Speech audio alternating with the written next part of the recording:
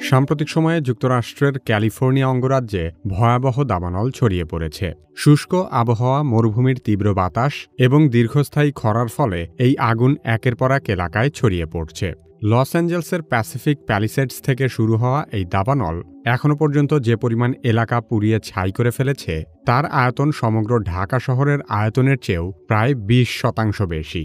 বিশাল এই বিপর্যয় একটি প্রাকৃতিক দুর্যোগ হিসেবে দেখা হলেও এর পেছনে মানবসৃষ্ট কারণও থাকতে পারে বলে ধারণা করা হচ্ছে। দাবানল আসলে কি, দাবানল কিভাবে তৈরি হয় এবং ক্যালিফোর্নিয়ার এই দাবানল এতটা মারাত্মক হয়ে উঠল কেন, সে সম্পর্কে আলোচনা করা হবে কি কেন কিভাবে এই পর্বে। কি কেন কিভাবে চ্যানেলে আপনি নতুন হলে অনুরোধ করব সাবস্ক্রাইব করে বেল আইকনটিতে ক্লিক করুন।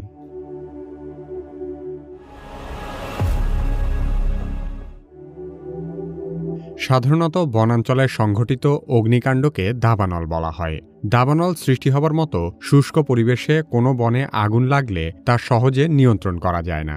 বনের ঝরাপাতা থেকে শুরু করে ছোট বড় সকল বৃক্ষ এই আগুনকে সামনের দিকে এগিয়ে যেতে সাহায্য করে। ঘণ্টায় প্রায় 20 কিলোমিটার গতিতে চলতে সক্ষম এই আগুন সামনে যা কিছু পায় সবকিছু পুড়িয়ে নিঃশেষ করে দেয়।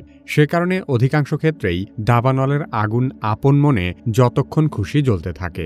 তবে অধিকাংশ সময়ই এই আগুনের সূত্রপাত হয় মানুষের দ্বারা। ইউএস ফরেস্ট সার্ভিসের তথ্যমতে আমেরিকার প্রায় 85% দাবানল মানুষের কারণে হয়ে থাকে। অযত্নে ফেলে রাখা ক্যাম্পফায়ারের আগুন বা সিগারেটের আগুনের মতো মানুষের অসতর্ক আগুন থেকে সবচেয়ে বেশি দাবানল সৃষ্টি হয়। কোনো কোনো গবেষক বলেন মাত্র 1% দাবানল প্রাকৃতিক আগুন থেকে তৈরি হয়। এগুলোর মধ্যে বজ্রপাত এবং আগ্নেয়গিরির আগুনই সবচেয়ে উল্লেখযোগ্য। সমগ্র আমেরিকার বনাঞ্চলে বিভিন্ন উপায়ে বছরে প্রায় 1 লক্ষ বার আগুন লাগে। এর ফলে প্রতি বছর প্রায় 20 লক্ষ হেক্টর জমি পুড়ে যায়। গত 30 বছরে দক্ষিণ আমেরিকার আমাজন বন, আফ্রিকার কঙ্গোর রেইন ফরেস্ট এলাকা এবং ইন্দোনেশিয়ার সুমাত্রা দ্বীপের লক্ষ লক্ষ একর এলাকার বনভূমি মানবসৃষ্ট দাবানলে ধ্বংস হয়েছে। সাধারণত চাষাবাদের নতুন জমি সৃষ্টি করার জন্য বনে আগুন দেওয়ার পর এসব দাবানল সৃষ্টি হয়। দাবানলের ক্ষতিকর প্রভাব আক্রান্ত অঞ্চল ছাড়াও আরও বহুদূর ছড়িয়ে পড়ে।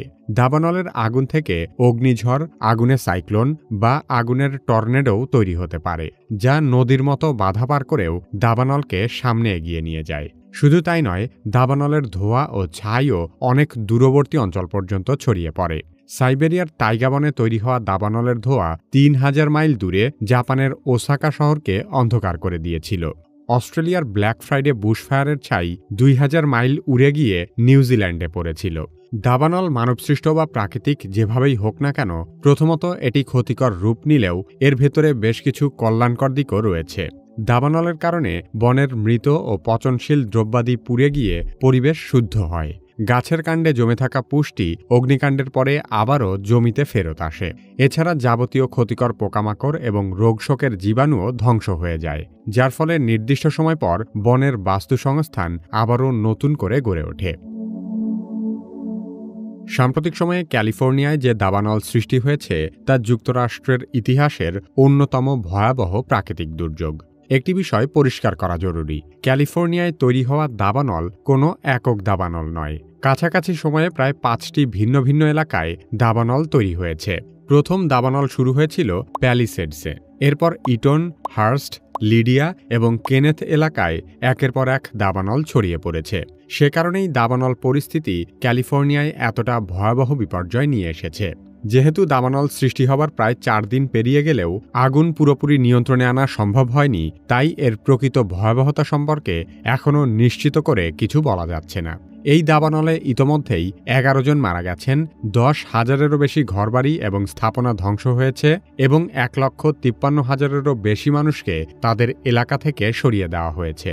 এই দাবানল প্রথম যেখানে শুরু হয়েছিল সেই প্যাসিফিক প্যালিসেডস এলাকায় এখনও পর্যন্ত 21,000 একরের বেশি জমি পুড়ে গেছে। এছাড়া ইটন দাবানল প্রায় 14,000 একর জমি ধ্বংস করেছে।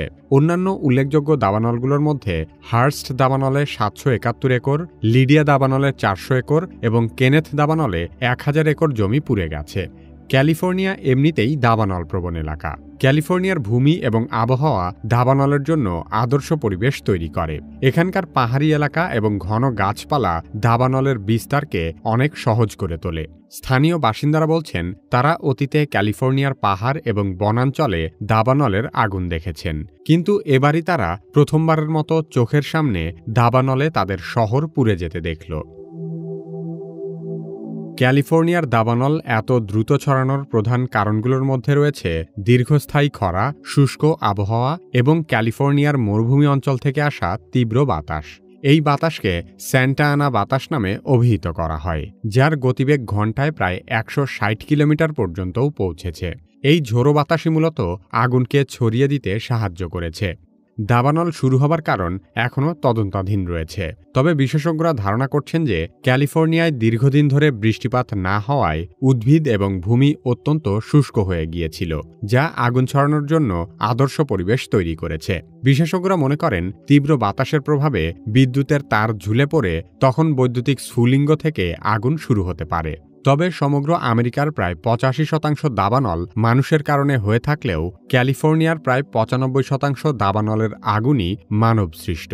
৭৫০০ জন অগ্নি নির্বাপক কর্মী এবং ন্যাশনাল গার্ড ক্যালিফোর্নিয়ার দাবানলের আগুন নেভানোর চেষ্টা করছেন, তবে পানির সংকট এবং বাতাসের উচ্চগতি দাবানল নেভানোর প্রচেষ্টাকে বাধাগ্রস্ত করছে। তাছাড়া অগ্নি নির্বাপনে পানি সরবরাহের জন্য ব্যবহৃত ফায়ার হাইড্রেন্টগুলোতে পর্যাপ্ত পানির চাপ ছিল না। এরই মধ্যে আবার দাবানল তৈরি হবার কয়দিন আগে প্যাসিফিক প্যালিসেডসের একটি গুরুত্বপূর্ণ জলাধার রক্ষণাবেক্ষণের জন্য বন্ধ রাখা হয়েছিল।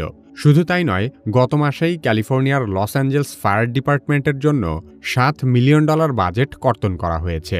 এর প্রেক্ষিতে দাবানল তৈরি হবার মাত্র ২০ দিন আগে এখানকার ফায়ার ডিপার্টমেন্টের প্রধান উচ্চপদস্থ কর্মকর্তাদের চিঠি লিখে সতর্ক করেছিলেন যে বাজেট কাটছাঁটের কারণে দাবানল, বন্যা, ভূমিকম্পের মতো বড় দুর্যোগ মোকাবেলার সক্ষমতা উল্লেখযোগ্যভাবে কমে গেছে। ক্যালিফোর্নিয়ার গভর্নর গ্যাভিন নিউসম এসব বিষয়ে স্বাধীন তদন্তের নির্দেশ দিয়েছেন। তার মানে ক্যালিফোর্নিয়ার দাবানল যদি সরাসরি মানবসৃষ্ট কারণে নাও ঘটে থাকে, তবে মানুষের অদূরদর্শী আচরণের কারণে তা আরও বেশি ভয়াবহ হয়ে উঠেছে। জলবায়ু পরিবর্তনের সঙ্গে দাবানলের সরাসরি সংযোগ রয়েছে বলে বিশেষজ্ঞরা উল্লেখ করেছেন। জলবায়ু পরিবর্তনের কারণে দীর্ঘ খরা এবং বৃষ্টির অনিয়মিত চক্র পশ্চিম যুক্তরাষ্ট্রে এমন বিপর্যয়ের মাত্রা বাড়িয়ে তুলেছে। এই সংকট আমাদের মনে করিয়ে দেয় যে প্রাকৃতিক দুর্যোগ মোকাবেলা করতে জলবায়ু পরিবর্তনের প্রভাব কমানো এই মুহূর্তে পৃথিবীর জন্য সবচেয়ে বেশি গুরুত্বপূর্ণ বিষয়। মানবসৃষ্ট কারণের বাইরে দাবানলের সবচেয়ে ভয়াবহ রূপ দেখা যায় আগ্নেয়গিরির অগ্ন্যুৎপাতের সময়। আগ্নেয়গিরি হল আমাদের গ্রহের সবচেয়ে ধ্বংসাত্মক ভৌগোলিক প্রক্রিয়া। বর্তমানে সমগ্র পৃথিবীতে প্রায় ১৫০০ সক্রিয় আগ্নেয়গিরি আছে এবং প্রতিবছর বিশ্বজুড়ে প্রায় ৫০ থেকে ৭০টি আগ্নেয়গিরির অগ্ন্যুৎপাত ঘটে। আগ্নেয়গিরি সম্পর্কে আরও জানতে চাইলে কেন কিভাবে